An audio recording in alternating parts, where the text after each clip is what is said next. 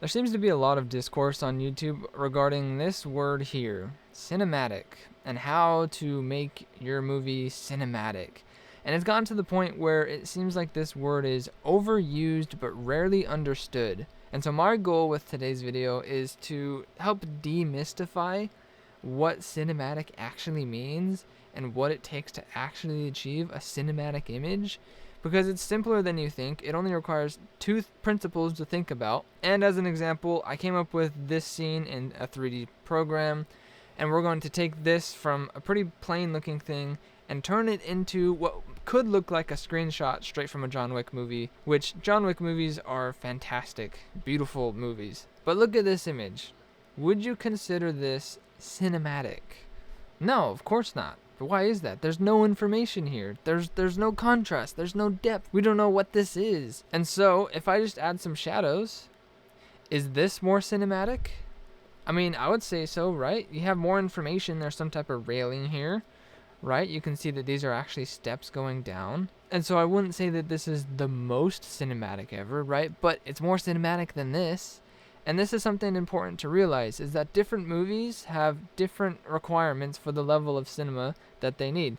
There's Night at the Museum, which, I mean, if you compare this to a movie like Ballerina, very different in terms of the level of cinema. And so it's important to realize that cinema is not a binary of like, this is cinematic, but this is not.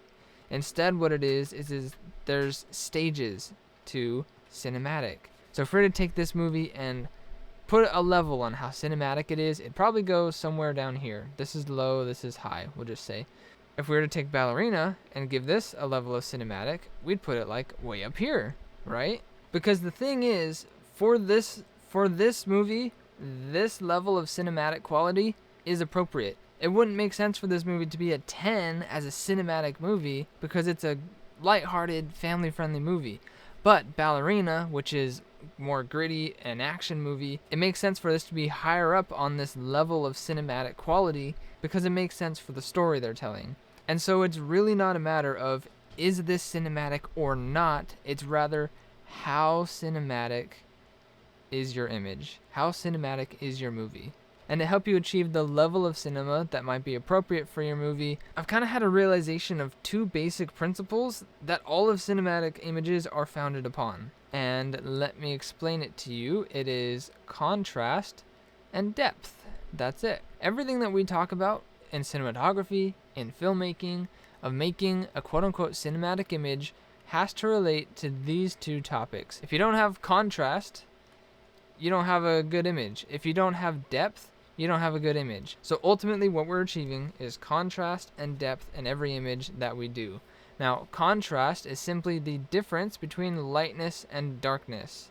There's also contrast in colors. So we have blue, we could also have yellow, like so.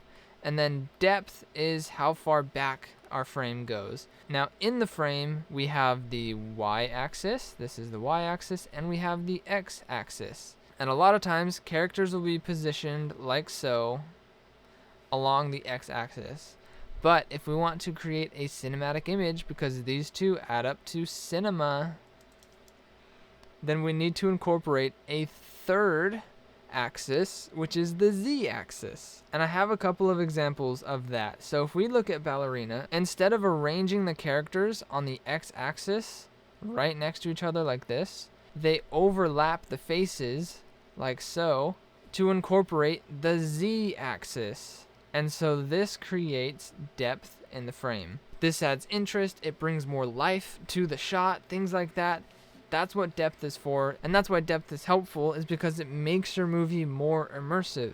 Things like bokeh and background blur and, out of focus elements just are there to assist with the depth, and that helps guide the eye as well. Now there's an absolute masterclass in depth in this shot right here. And just take a look at it for a second and think about how they are creating depth in this frame. Because what they could have done is taken the characters, put them side by side facing each other like this, and then the table goes across like this, and this is all we see of them, right?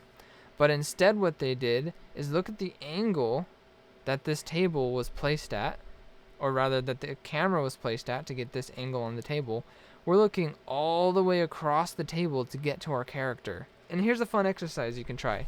Draw a box around all of the objects in this room.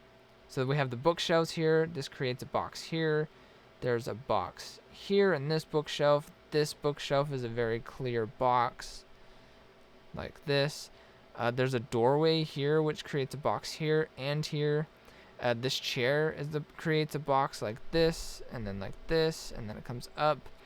And then her chair is placed at an angle to create a box, like that. This chair creates a box. This book right here also creates a box. There's another book here and a book here. So like, now that I've drawn this out, look at how many boxes there are. And the thing is, these are boxes. These are three-dimensional shapes that we're seeing in the frame. It's not a square. No, it's a box. There's a Z element to it. And that is how they create depth in this frame here while not having immense amounts of background blur. You can still see exactly what this object is all the way back here, just as you can this object here. So there's not very much blur going on, and yet there's so much depth pushing your eye all the way back. They're showing so much of the location and putting you in the world with the characters by positioning the camera this way to provide so much depth to the frame. Now this is why the advice that is generally given is to shoot into a corner if you're ever filming an interview or anything, because that creates depth. In addition to that, if you're placing a character at a table, put him at an angle so you have to look across the table to see the character. Anything you can do to create depth, because for me what this does is it pulls me into the image and just immerses me in the world of John Wick and in the story of the ballerina. Alright, so how am I going to apply depth to this image here? Well, I kind of know the location, and what we have is the characters here and my camera is here. All I'm going to do is rotate him 90 degrees, like this, and I'll show you why. Because this here is pretty flat. Yeah, we have some skyscrapers in the background and there's bokeh, but there's not a whole lot of depth happening here. So let me make a change. And this is all I've done. I've simply rotated the character, and now what we have is, look, there's a railway pushing the eye backwards. There's a couch or a bench here, a couch, which is closer than these skyscrapers in the background, which is also the lights are separating them from the sky in the background. And then there's these trees with the skyscraper behind the trees. And so there's all of these elements just by rotating the camera and the character that reveals all of this extra information. And because of that, it makes this image feel more, again, cinematic than the last one, because there's more depth to it. If we go from this image and jump to this image, look at the difference. There's a big difference. But there's also a second reason why I made this change, and it has to do with our second principle, contrast. Again, contrast is the difference between light and dark, or the difference between color. And let's take a look at how Ballerina uses contrast to create their images. In this frame here, there's some type of a light right here, casting a nice warm light here on, I think his name is Ian McShane, here on the character's face. And then there's the sun coming through a window here, casting a cool light on his face. And so what we have is we have two separate colors colliding on the face and then blending together, and it looks beautiful. And this is something that this movie in particular does all the time. They find all kinds of excuses to have contrasting colors oppose each other. So using these opposing colors creates contrast. Now, we also have lightness and darkness, but first let me point out we have the x-axis here, the y-axis here with the pillar, but notice how they use the z-axis as they wrap around this room that all of these people are in.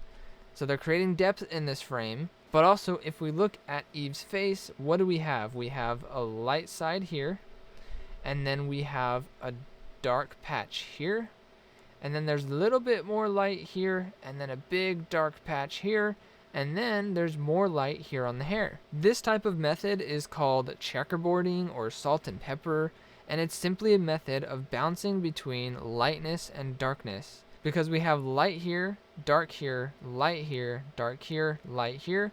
We're literally bouncing from light to dark to light to dark to light. and it creates so much more interest in the frame and contrast because there's light and dark right next to each other, which makes this look more appealing and more interesting. And I want to come back to this example here because if you look at this frame and how they use contrast, it is absolutely incredible. So you have this big bright window here right next to a dark curtain, and then there's a light lamp here with some dark bookshelves. There's a bright spot right here on the face, right next to a dark spot on the face, and then there's another light spot on the face, a big dark curtain that feeds into a light ray from the window. Then there's black hair here and a black bookshelf here. And then there's a big light spot in this window right next to a dark spot, right next to a light spot with a big dark spot next to it. And so as you move from left to right, there's just light, dark, light, dark, light, dark, light, dark, light, dark. There's so much contrast as you move across that it makes this frame look incredible. So coming back to our example here, this is where we started, and I rotated the character to create depth. But there's also a second reason I rotated the character, because look at the shadow here on the chin. This is called front lighting. The light source is literally right in front of his face, like this, casting a light onto his face. There's no contrast here. It's all flat.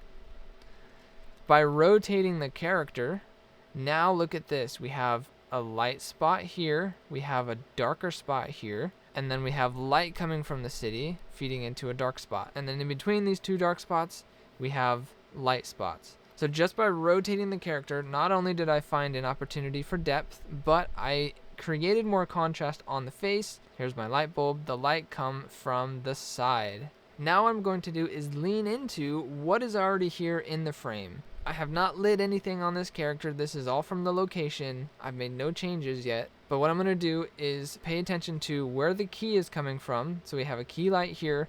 We have bright cities pushing light from here. I'm just going to lean into that to add more contrast into this frame. And this is what it ends up looking like. So let's analyze this real quick. We have depth here and these elements with the skyscrapers in the background. But now looking at the face, we have a light spot here, followed by a dark spot with a little bit more light here, and then a dark spot here, and then a light spot here. So by doing this, we have created depth in the frame and contrast in the face. And now this, to me, feels a whole lot more cinematic than where we started, which was here. And the only two things that I was really thinking about was how do I create depth and how do I add contrast? That's it. For me, thinking in this way simplifies it so much. So I would say if we were to rate how cinematic, not whether or not it's cinematic, but how cinematic these images are, I would put this one higher up and I would put this one lower down. This image, to me, feels more cinematic than this image, and you could almost straight up pull this out of some type of John Wick animated movie. So that's it. That's really it. It's all about contrast and it's all about depth. If this clarifies it for you, let me know in the comments below. Now, I'm not some type of like cinematic god, so, take this information and if it's useful for you, then I'm glad. I'm just super passionate about filmmaking and I love making beautiful looking images and telling awesome stories. So this makes things a whole lot simpler for me. Hopefully it clarifies things for you. And I hope we can stop overusing this word and we can start actually making cool stuff. And if you want to make cool stuff and be surrounded by other people that are making cool stuff, check out my community. It's free for now, and we'll talk more about how to make your images cinematic in there. Thanks for watching. Peace out.